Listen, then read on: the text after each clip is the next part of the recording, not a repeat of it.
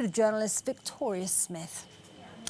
Hello there to you, Victoria. Now, these numbers are just dramatic whichever way we look at them. But why are we seeing this disparity in the UK when it comes to the number of fatalities?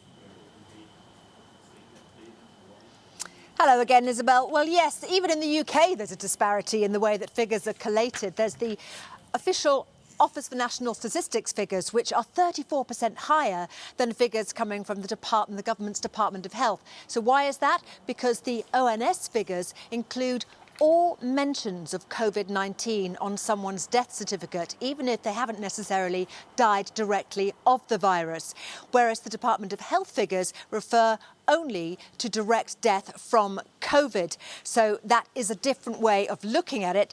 Neither of them wrong, neither of them right. It's just two different sets of figures with a huge discrepancy between them. And when it comes to comparing figures with other countries, well, Dominic Raab, who was leading the briefing here in the UK today, said he would caution against using that comparison for now.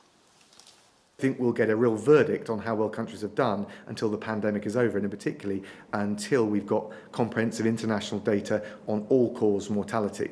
But I think there's 2 points that I'd make about the way the UK has approached things. There are different ways of counting deaths. As we know, we've had that debate in this country. We now publish data that includes all deaths in all settings, and not all countries do that, so I'm not sure that the international comparison works unless you reliably know that all countries are measuring in the same way.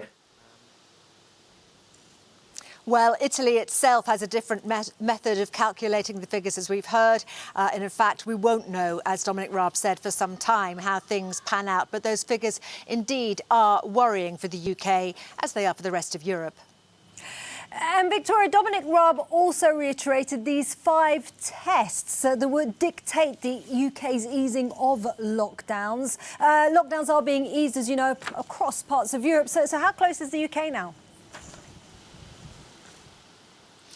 Well, that's a good point. Of course, come this Thursday, it will have been another 3 weeks of lockdown here in the UK, and the government has committed itself to reviewing the lockdown every 3 weeks, so we'll expect to hear something from them then. But these 5 tests are still very much, we're still hearing about them in all the daily briefings, and they refer, of course, to the figures for the number of cases in the UK, the number of deaths, the ability of the NHS to cope, and there has to be no real threat of a second wave of coronavirus cases. So some, if not all of those rules, those laws, those tests are making progress, but we're not there yet. However, on Sunday, the Prime Minister is expected to broadcast an exit strategy for lockdown. He's been under a lot of pressure to do so from his own party, from the opposition and from Tory donors to the party, all worried about the economic situation here in the UK.